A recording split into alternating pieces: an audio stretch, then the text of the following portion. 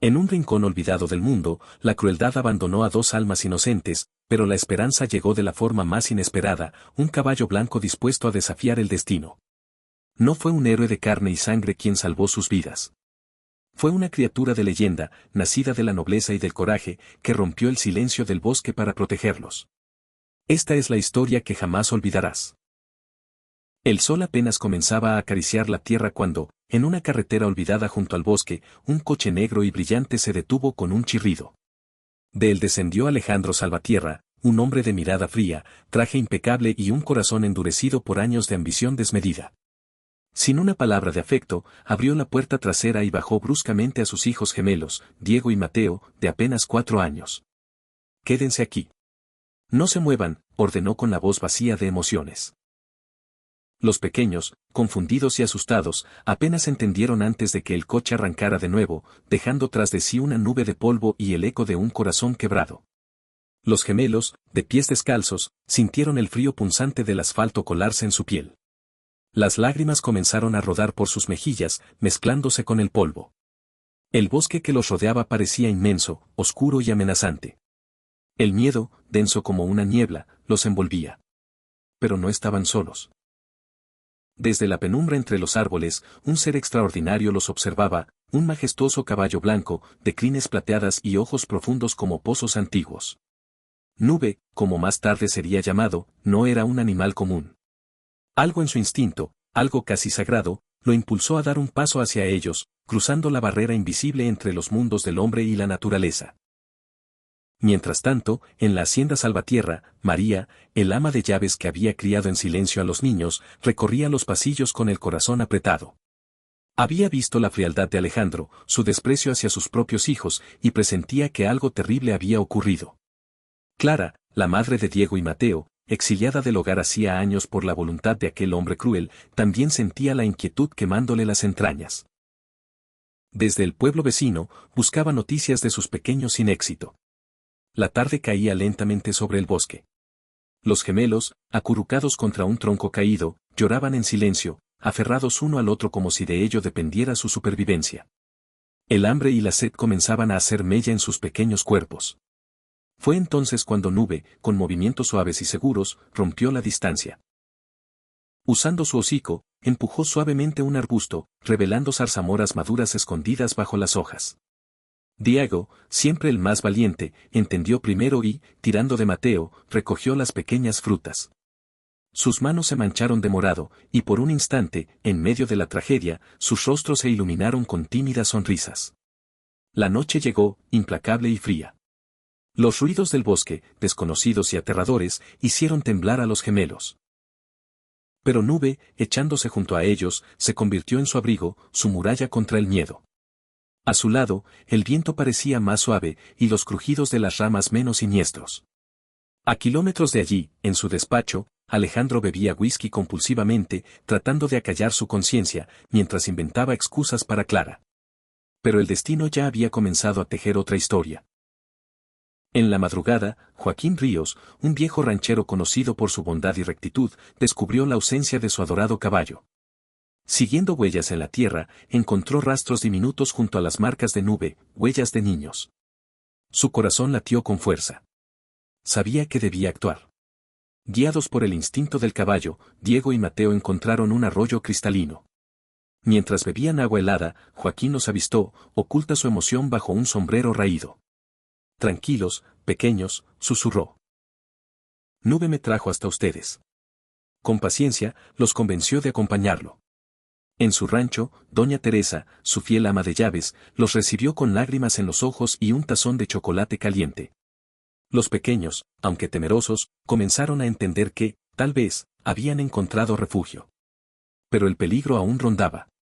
Al descubrir que sus hijos habían sobrevivido y estaban bajo la protección de Joaquín, Alejandro urdió un último y desesperado plan. Envió hombres armados para recuperar a los gemelos por la fuerza. Aquella mañana, bajo una tormenta inclemente, los motores de los coches enemigos rugieron acercándose al rancho. Nube fue el primero en advertirlo. Con un relincho furioso, se interpuso entre los niños y los atacantes, encabritándose como un demonio blanco. Joaquín, reaccionando con la velocidad de un hombre joven, escondió a Diego y Mateo en el sótano. Cuando los hombres de Alejandro irrumpieron, las sirenas de la policía resonaron en el aire. La fiscal Lucía y el comandante Méndez, alertados por María, llegaban justo a tiempo. Bajo la lluvia, Alejandro fue esposado, su rostro de piedra finalmente resquebrajado por el peso de su culpa. En medio del caos, los gemelos, abrazados a Clara, lloraban lágrimas de alivio. Se había sellado el primer capítulo de su liberación. La vida, poco a poco, comenzó a reconstruirse. La comunidad entera se volcó en apoyo, donaron un pequeño apartamento cerca del rancho, recogieron muebles, juguetes y, sobre todo, ofrecieron cariño sin condiciones. María, ahora libre del yugo de Alejandro, trajo los pocos objetos personales de los niños, incluidos sus ositos de peluche. Diego y Mateo aprendieron a correr por los campos, a montar en nube, a plantar semillas con Joaquín y a escuchar cuentos bajo la sombra de los robles. Cada risa, cada dibujo de Mateo, cada gallina alimentada por Diego, era una victoria silenciosa contra el abandono que habían sufrido. No obstante, las cicatrices emocionales eran profundas. Una tarde, mientras acariciaban a Nube, Juan preguntó, ¿por qué papá no nos quiso? La pregunta, como un cuchillo, desgarró el corazón de Clara. A su lado, Joaquín murmuró, porque a veces, hijo, el corazón de los adultos se enferma. Pero ustedes están rodeados de amor. Las visitas al rancho se volvieron un ritual sagrado. Nube, ahora oficialmente nombrado guardián de los gemelos, los esperaba con ansias, relinchando suavemente cada vez que los veía acercarse. Cuando llegó el día del juicio, todo el pueblo asistió. Diego y Mateo, vestidos con trajes prestados, caminaron de la mano hacia la sala del tribunal, sostenidos por una fuerza mucho mayor que su corta edad, el amor que habían encontrado. En su testimonio, Pedro, con voz temblorosa pero firme, narró cómo su padre los había dejado en el bosque. Un silencio denso cayó sobre todos. Alejandro, demacrado y arrepentido, solo pudo inclinar la cabeza. El juez, conmovido hasta el alma, dictó una sentencia ejemplar: años de prisión, indemnización vitalicia y la prohibición de cualquier contacto, salvo que los niños lo decidieran en su adultez. De regreso al rancho, bajo el cielo estrellado, se celebró algo más grande que un juicio ganado, se celebró la vida. Nieve, adornado con cintas de colores, recibió a sus pequeños héroes como solo un ángel sabría hacerlo. El rancho resonó de risas, de abrazos, de promesas de futuros brillantes. En su cumpleaños número 5, la comunidad organizó una gran fiesta. Hubo globos, pasteles, canciones, y un mural especial, el dibujo de Mateo donde Nube protegía a 2 niños bajo la luna. Clara, viendo a sus hijos correr, supo que había encontrado algo más que justicia, había encontrado una familia nueva, tejida no por la sangre, sino por el amor.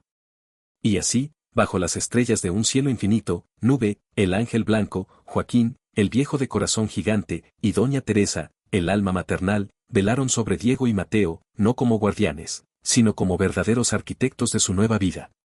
Una vida que, después de tanto dolor, finalmente florecía. La historia de Diego, Mateo, Clara y su inesperado salvador, Nube, nos recuerda una verdad fundamental: el amor verdadero no siempre viene de donde esperamos. A veces, nace en los lugares más humildes, en corazones que, sin obligación alguna, deciden abrazar a los vulnerables, protegerlos y devolverles la esperanza. En un mundo donde la traición, el abandono y la ambición ciegan a tantos, es reconfortante ver que aún existen almas como Joaquín, como doña Teresa, como María, capaces de anteponer el bien de otros al miedo o al interés personal. Es también una prueba viviente de que la familia no se define por la sangre, sino por los actos de amor y sacrificio desinteresado. La valentía de 2 pequeños niños que, a pesar de la traición más dolorosa, conservaron su fe en la bondad. La fuerza de una madre que luchó contra el poder y las mentiras, el heroísmo silencioso de un caballo blanco que siguió su instinto de protección, todos ellos nos enseñan que, aunque el mal pueda herir, el amor verdadero tiene el poder de sanar. Hoy, el eco de esta historia nos invita a mirar a nuestro alrededor y preguntarnos: ¿somos nosotros también capaces de ser refugio, luz y esperanza para quienes más lo necesitan? Porque, al final, la vida se mide no por lo que tenemos, sino por aquellas vidas que tocamos, salvamos y amamos sin pedir nada a cambio.